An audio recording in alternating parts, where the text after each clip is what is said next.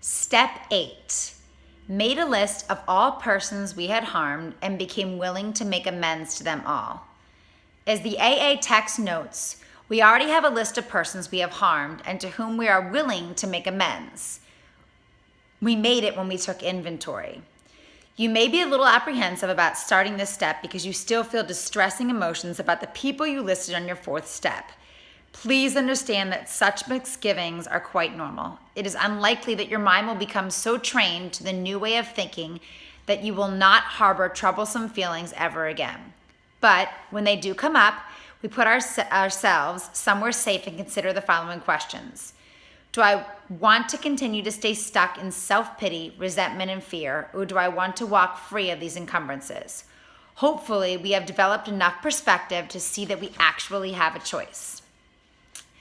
So making amends. So this step is all about listing the people that we had harmed and became willing to make amends to them all.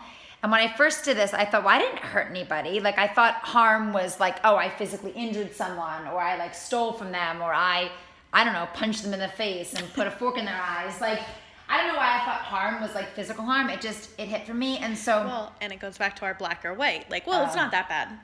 Yeah. Like, it doesn't count. I don't need to actually do anything. I don't have to put in the work for this step, No, right? No. I was like, I can skip this step, like I don't need to worry about that.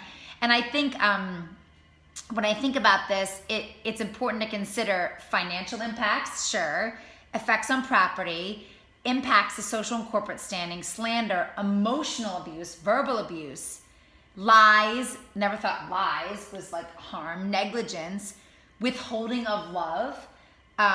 Like that was huge for me. And so when I started to write the names of people and I had that like perspective on it and that not all or nothing thinking, my list became increasingly longer. And I thought, okay, here's one. So my college roommates. Like my college roommate, when I came out about my eating disorder, she was like, I was so devastated that you fell in love with your eating disorder and you made friends with it and not me. And I never, like that's damage. Yeah. Damage or harm, like whatever. Yeah, I mean, you lost that relationship. And like I damaged that relationship, that friendship. Yes. I did the eating disorder, did semantics there, but yeah, but it was like an active thing that she noticed. Yeah. She lost a friend because of the eating disorder. Yeah.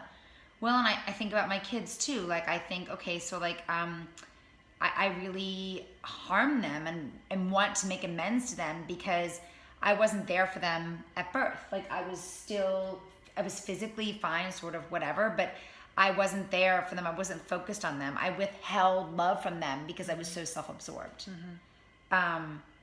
Which I think is a really common one because it's so common, in those inventories we did earlier to have that self-involved kind of thing that it's all about me and what I'm doing and when I'm doing it and how I'm doing it. And the byproduct of that automatically is that you're not thinking about those around you. No. That you're taking up too much energy from yourself to be able to give that energy to your family.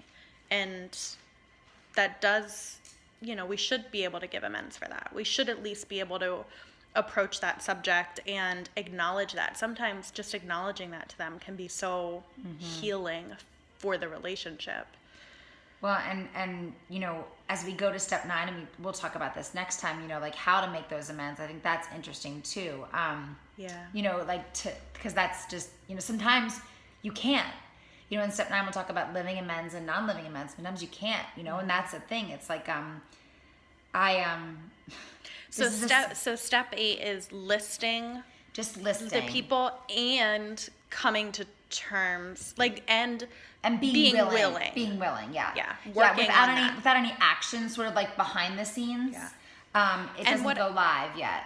Right. And so that, I feel like that's kind of an important part of this because you're not going to come to step 8 and necessarily be willing to do this. Like that's part of the work of this step is my impression that how can you come around to being willing to talk? Well, and something I just found in the EDA Big Book to answer that, it says, if willingness to make amends does not come easily, we suggest prayer. and again, prayer in whatever form that means to you, mindfulness, meditation. We pray for the health, success, and happiness of those to whom we need to make amends, even if it feels disingenuous at first. Kind of like fake it till you make it, I think is what they're saying. If we keep up with this daily practice for a while, we may finally come to mean what we say. And I literally, I think about this step like all the time, like, and really it's taking the fourth step in a real, like, specific point to the people, versus like the things, because it's like, like what's my part, like where have I lied, where do I have to come? I think humility is a big part of the step. Well, that's what I was gonna say. So much of us also probably put down pride in that defective character inventory, and it's like, oof, to have to like sit there and say, I've done this and I've done that and I was wrong.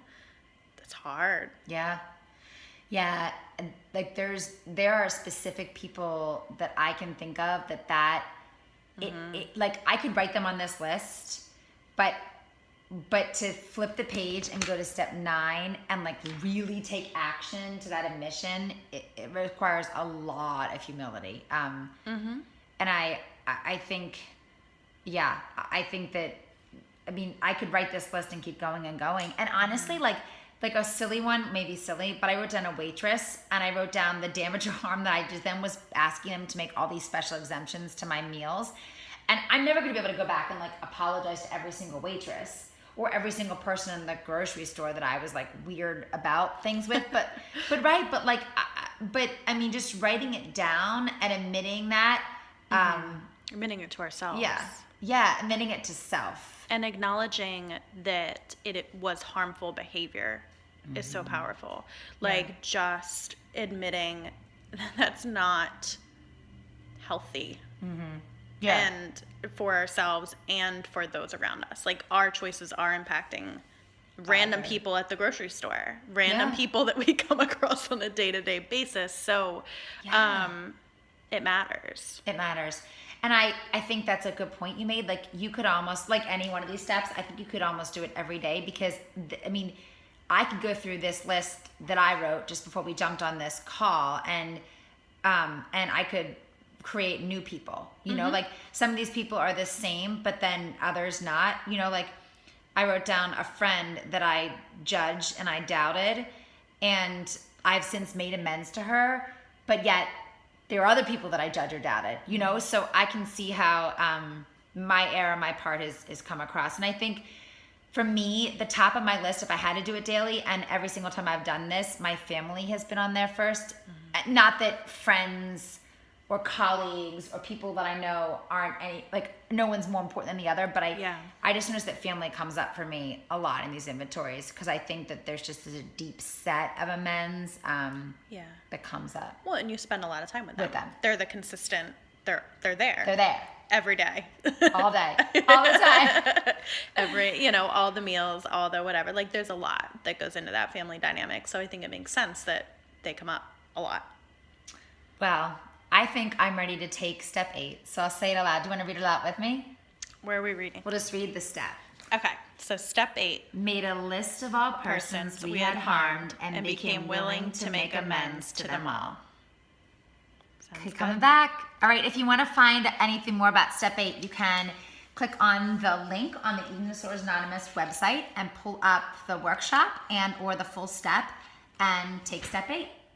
Sounds good. Thanks. Bye. Bye.